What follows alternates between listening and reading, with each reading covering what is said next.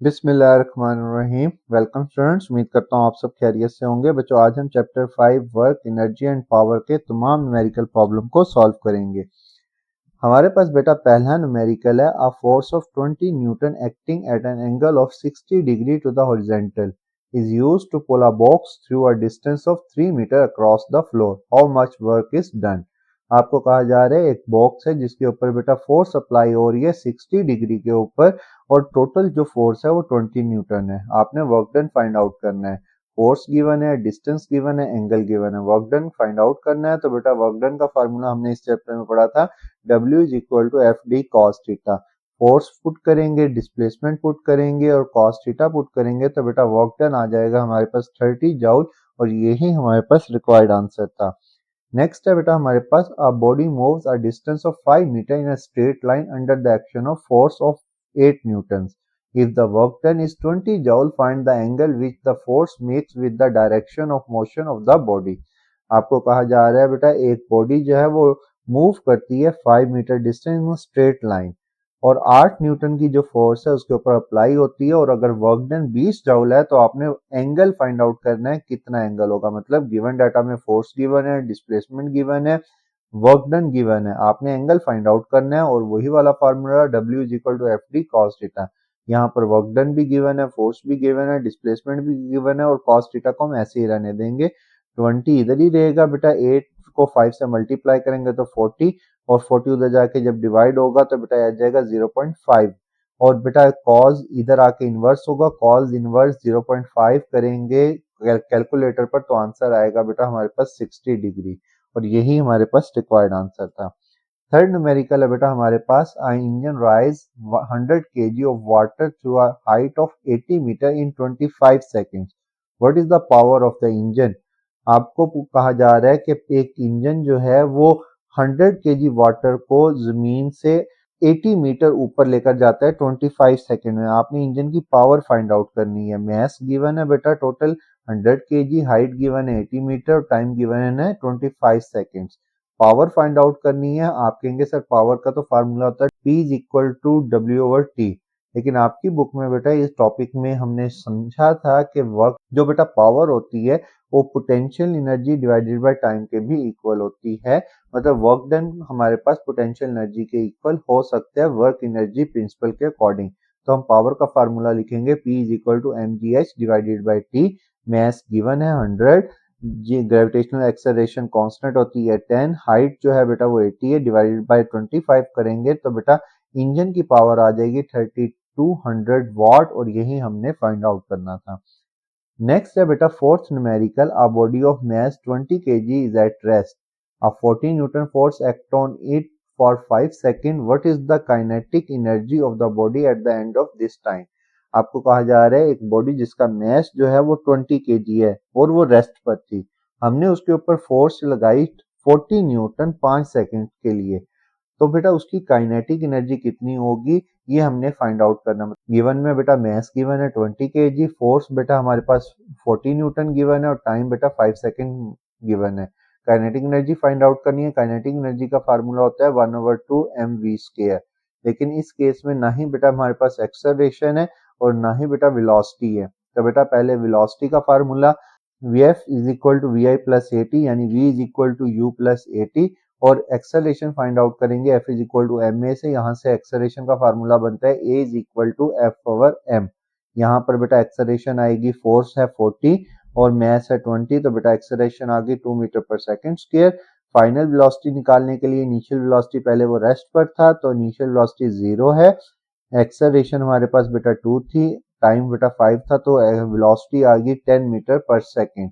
Kinetic energy के फार्मूले में दोनों वैल्यूज पुट करेंगे 1/2 एज इट इज। मास बेटा 20 था, वेलोसिटी जो थी बेटा हमारे पास वो थी 10, तो बेटा 10 का स्क्वायर लेंगे तो 100। यहाँ से जब इसको सॉल्व करेंगे कैलकुलेटर पर तो काइनेटिक एनर्जी आएगी 1000 जूल, और यही हमारे पास रिक्वायर्ड आंसर था। नेक्स्ट है बेटा हमारे पास 5.5 numerical, a ball of mass 160 gram is thrown vertically upward, the ball reaches the height of 20 meter, find the potential energy gained by the ball at the height. Mass given है बेटा हमारे पास 160 ग्राम, इसको kilogram में convert करेंगे और बेटा height है 20 metre. आपको कहा जा रहा है एक बॉल जो है जिसका मास है 160 ग्राम, उसको हम ऊपर की तरफ फेंकते हैं और जब वो बॉल 20 मीटर ऊपर चली जाती है तो बेटा उसकी पोटेंशियल एनर्जी फाइंड आउट करनी है। तो बेटा पोटेंशियल एनर्जी का simple formula P is equal to mgh, mass given था, इसको हमने ग्राम में कन्वर्ट किया 0.16, जो बेटा ग्रेविटेशनल एक्सेलरेशन है 10 है और बेटा हाइट जो है बेटा वो 20। ग्रेविटेशनल एक्सेलरेशन कांस्टेंट होती है, इसलिए बेटा अगर वो सवाल में नहीं भी दी गई तो आपने याद रखना है।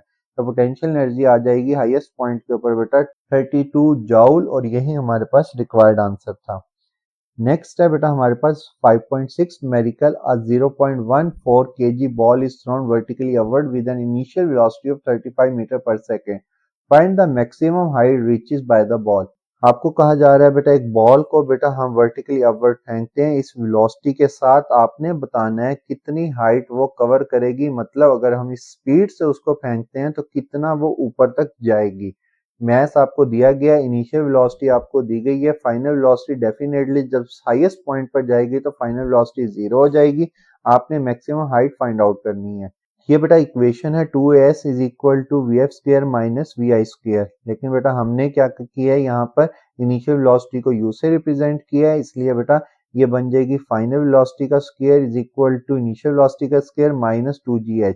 ये जो 2as इधर था बेटा वो इसको इधर ले आया और vf फाइनल वेलोसिटी जो इधर थी बेटा उसको उठाकर उधर ले गए ताकि हमारा इक्वेशन इजीली बैलेंस हो सके और हम हाइट को इजीली फाइंड आउट कर सकें। यहाँ पर बेटा फाइनल वेलोसिटी क्या है 0 है, इनिशियल वेलोसिटी 35 थी, उसका स्क्वायर है तो बेटा उसका भी यहाँ पर भी स्क्वायर लेंगे, -2 as it is, gravitational acceleration 10, height हमने फाइंड आउट करनी है। तो बेटा जब ये वैल्यूज आएंगी 1225 डिवाइडेड बाई 20 तो हाइट आ जाएगी हमारे पास 61.25 मीटर और यही हमारे पास रिक्वायर्ड आंसर था इसका। नेक्स्ट है बेटा 5.7 numerical, a girl is swinging on the swing at the lowest point her swing she is 1.2 meter from the ground and the highest point she is 2.0 meter from the ground. What is her maximum velocity and where? आपने बताना है जब वो girl जो है swinging कर रही है तो बेटा कहाँ पर उसकी मैक्सिमम वेलोसिटी होगी और कितनी हाइट पर उसकी मैक्सिमम वेलोसिटी होगी। तो बेटा सबसे पहले गिवन डाटा में आपको लोएस्ट पॉइंट गिवन है 1.2 मीटर और हाईएस्ट पॉइंट गिवन है बेटा 2 मीटर। मैक्सिमम वेलोसिटी हमने फाइंड आउट करनी है और मैक्सिमम वेलोसिटी का ये फार्मूला हमने टॉपिक में निकाला था, v is equal to square root 2gh2 minus h1। किसी भी पॉइंट पर वेलोसिटी निकालनी हो तो बेटा हाईएस्ट पॉइंट को लोएस्ट पॉइंट में से माइनस करते हैं, ये वाला फार्मूला यूज करते हैं। तो वैल्यूज पुट करेंगे 2 एज इट इज, g जो है बेटा हमारे पास 10 है और h2 जो है 2 है, h1 जो है 1.2 है। वैल्यूज पुट करेंगे तो वेलोसिटी आ जाएगी 4 मीटर पर सेकंड। ये उस गर्ल की मैक्सिमम वेलोसिटी होगी 4 मीटर पर सेकंड। और मैक्सिमम वेलोसिटी होगी कहां पर?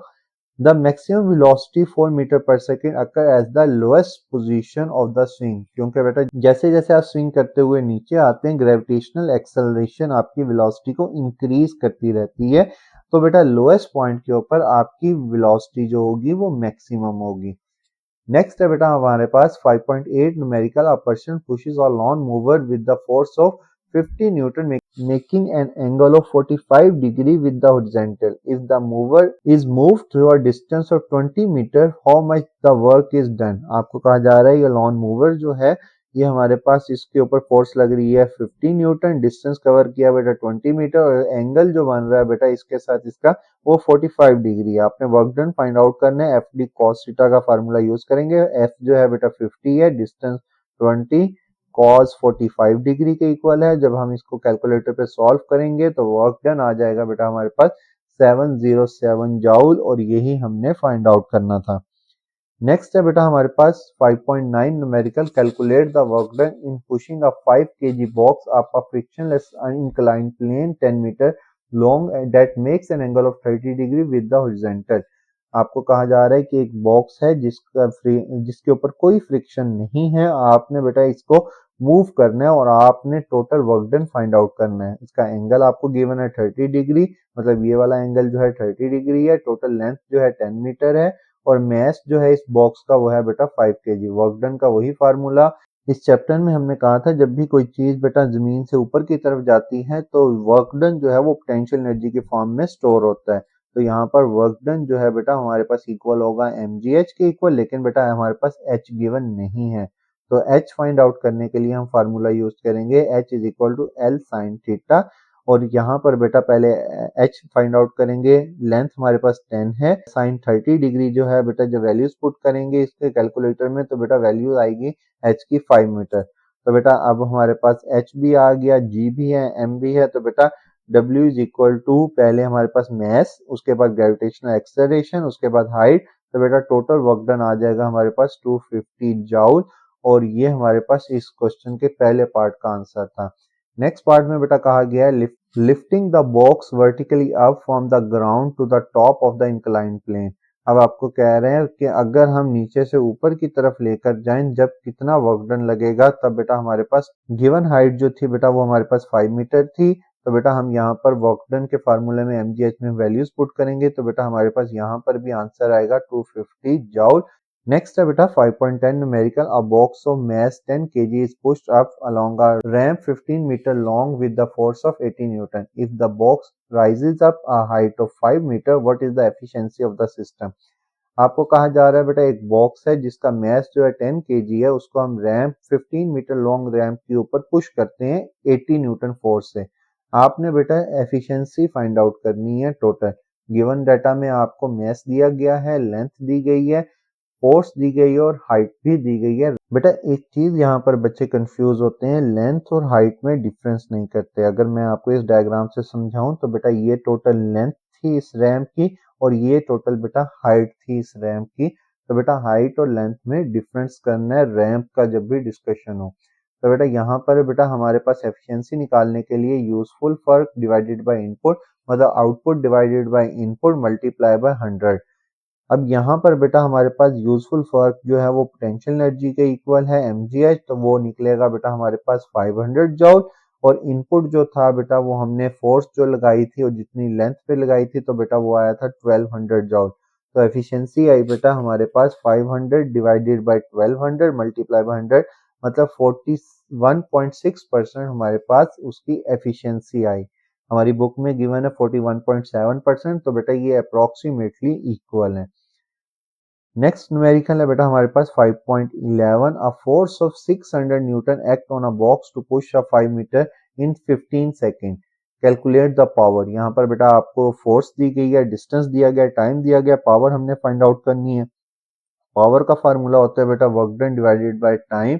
वर्क डन इक्वल होता है फोर्स मल्टीप्लाई बाय डिस्प्लेसमेंट। तो बेटा यहाँ पर पहले वर्क डन फाइंड आउट करेंगे तो बेटा फोर्स थी 600 न्यूटन और डिस्प्लेसमेंट था 5, तो हमारे पास वर्क डन आ गया 3000 जूल। पावर निकालने के लिए 3000 जूल वर्क डन को टाइम पे डिवाइड करेंगे तो बेटा पावर आ जाएगी 200 वाट, और यही हमने फाइंड आउट करना था बेटा।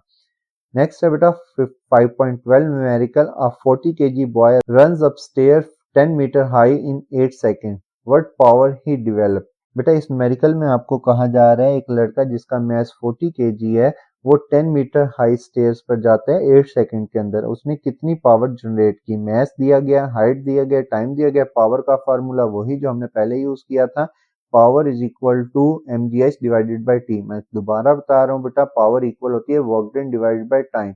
लेकिन कोई चीज अगर जमीन से ऊपर की तरफ जा रही है तो बेटा हम कहते हैं वर्क डन जो है वो पोटेंशियल एनर्जी के इक्वल होता है। तो बेटा यहाँ पर mgh में मैस 40 था, ग्रेविटेशनल एक्सेलरेशन 10, हाइट भी 10 डिवाइडेड बाई 8 सेकेंड था। तो बेटा वैल्यूज पुट करके पावर आएगी हमारे पास 500 वाट, और यही हमने फाइंड आउट करनी थी।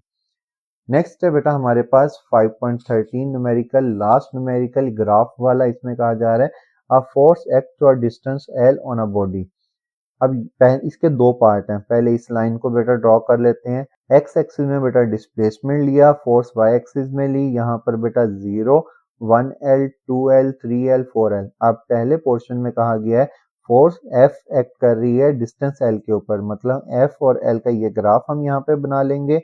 और इसी तरह बेटा the force is then increase to 2F। अब यहाँ से फोर्स इंक्रीज होगी 2F तक, हम यहाँ से ऊपर जाएंगे। Date further act to 2L, अब यहाँ से वो फर्दर एक्ट कर रही है बेटा 2L तक, मतलब 1L 2L। मतलब ये ग्राफ आपने एज इट इज ड्रॉ करना है, बस ये लाइंस ड्रॉ नहीं करनी, ये आपको समझाने के लिए था। Sketch the force displacement graph and calculate the total work done. अगर हम टोटल वर्क डन देखें, अब यहाँ पर फोर्स मल्टीप्लाई बाय डिस्प्लेसमेंट, यहाँ पर F मल्टीप्लाई बाय L जो होगा, एक ये हो गया वर्क डन। और बेटा इस ग्राफ का कैसे बनेगा, यही बेटा 2F फोर्स है और 2L ही हमारे पास डिस्प्लेसमेंट है, तो बेटा 2F मल्टीप्लाई बाय 2L, तो बेटा ये टोटल आ जाएगा 5FL। और ये ग्राफ आपने बेटा साथ लाजमी बनाना है, तो total work done is 5FL और यही हमने फाइंड आउट करना था। ये था बेटा आज का लेक्चर अच्छा लगा हो तो लाइक और सब्सक्राइब करना मत भूलिएगा। थैंक यू, खुदा हाफिज।